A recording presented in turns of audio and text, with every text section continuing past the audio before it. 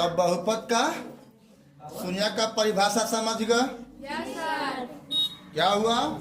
किसी बहुपद के चर का वह मान जो बहुपद को शून्य कर देता है उस बहुपद का शून्य कहलाता है। मतलब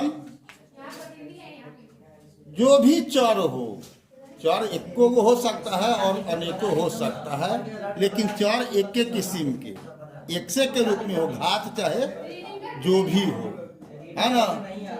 तो उसका कभी भी पावर जो होगा क्या होना चाहिए? पूर्ण संख्या होना चाहिए, तब होता है बहुपद। शून्य का मतलब हुआ कि उसका जब मान भर देगा उस चर का, तो उसका मान क्या होना चाहिए? पूरे बहुपद का मान शून्य हो जाएगा। तो अब उसको देखो कैसे आने बना शून्यक ज्ञात करना। तो ये एक रैखिक है कि द्विघातीय है? हाँ, द्विघातीय हो गया। रैखिक क्यों हुआ? रैखिक या एक घातीय कब होता है? जब चर का घात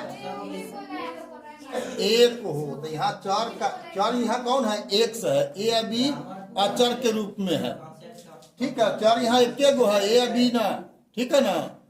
यहाँ पर चर केवल एक्स है, तो इसका घात एक है, तो होगा एक रैखिक। और इसका क्या करना है? शून्य ज्ञात करना है। तो शून्य ज्ञात करने के लिए क्या लिखते हैं? तो संगत समीकरण लेते हैं। लिख लो एक्स प्लस बी का संगत समीकरण क्या होगा? एक्स प्लस बी बराबर 0, ठीक है। अब इसी से क्या करेंगे? एक्स का मान ज्ञात कर लेंगे। जरा एक्स के मान ज्ञात करके बताओ तो क्या होगा? तो इसको क्या करेंगे? हल करेंगे। हल करेंगे मतलब चर का मान ज्ञात करेंगे। चर इसमें कौन है? एक्स है। तो इसमें से भगाना है सबको, एक्स के अलावे जितना है सबको भगाना है। तो भगाने के लिए पहले प्लस और माइनस वाला होगा उसको भगाएंगे। क्या लिखेंगे? एक्स बराबर 0 घटाओ बी, घट के कितना हो जाएगा? Minus B. अब क्या हो गया? एक्स बराबर माइनस बी हुआ। प्रस्ताव क्या लिखेंगे? एक्स बराबर माइनस बी में अब एक्स में से ए भगाना है, दाहिना में जाएगा तो क्या हो जाएगा? गुना है तो क्या हो जाएगा? भाग हो जाएगा, यानी बटा में लिखा जाएगा। यही सॉरी माइनस बी बटा में क्या? यही हो गया शून्य। किसका? एक रैखिक का हुआ है ना। तो एक रैखिक का बता दीजिए। अब आपको हम द्विघातीय के बारे में बताएंगे कि उसका कैसे निकलेगा, ठीक है।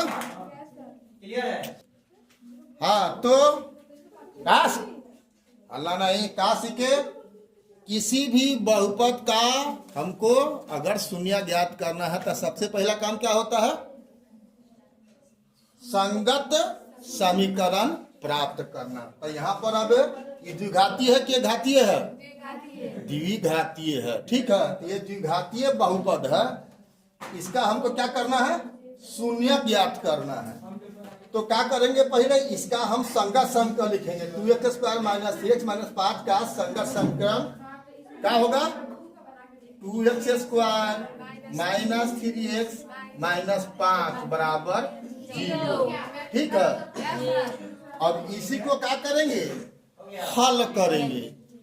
तो इसको हल करने का दो विधि है। एक है गुणनखंड विधि जो क्लास 9th में सीखे हैं, लेकिन क्लास 10 में जो आपको सीखना है वो आपका कौन है?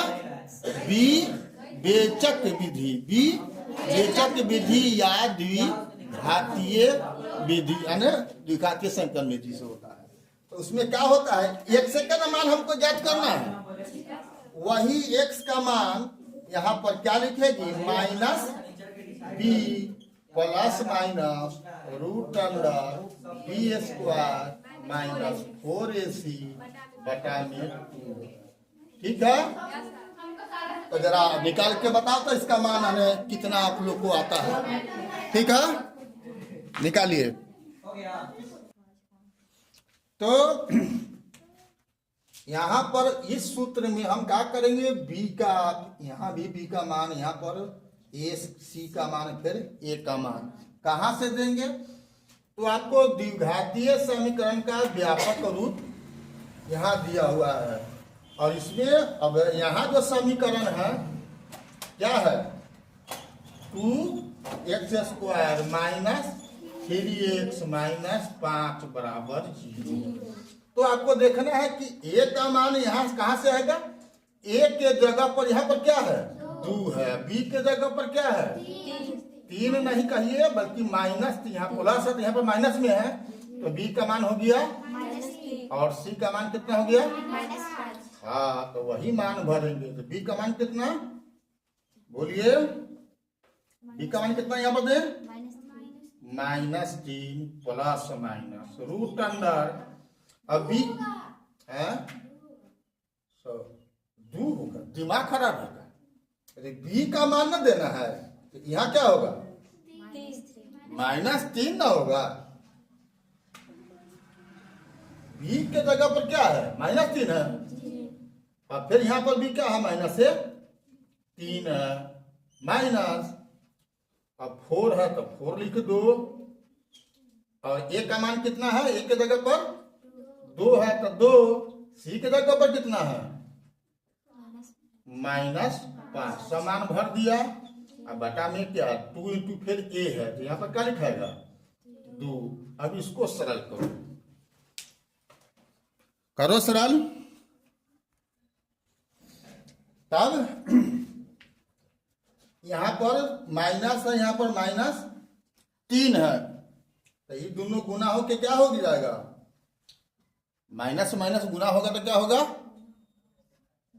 बोलो प्लस होता है, तो माइनस में माइनस से गुना हुआ -3 में तो क्या हो गया +3, यहाँ प्लस माइनस है तो प्लस माइनस यहाँ लिखा गया, और -3 का वर्ग कितना 9, और फिर यहाँ पर है -4 गुना 2 गुने -5, तो 2 को माइनस है तो सब गुना हो गया, तो कितना हो गया +40, 2 को माइनस है तो प्लस हो गया, फुट रहता था माइनस में तो माइनस ही रहता, तो अब क्या हो जाएगा 3 प्लस माइनस 9 और 40 कितना 49 हो जाएगा बटा में 4।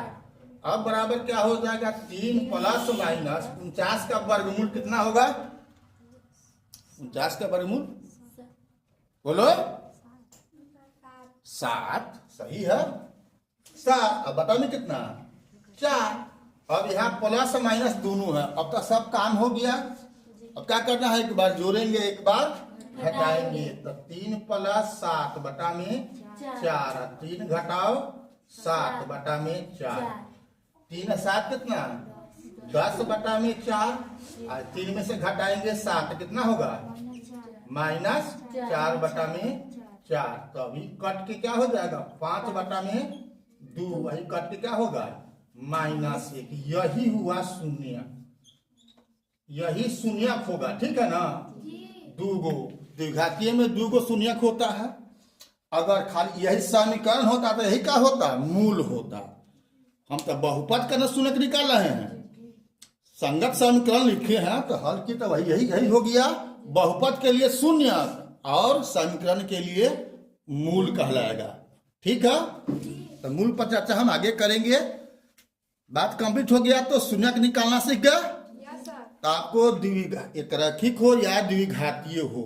अब हम आगे बात करेंगे त्रिघातीय का। आज का इस सवाल का जवाब पूरा हुआ, ठीक है। फिर हम त्रिघातीय का बात करेंगे अगला दिन, क्योंकि उसमें कुछ और भी सूत्र सब आपको जानना होगा, ठीक है।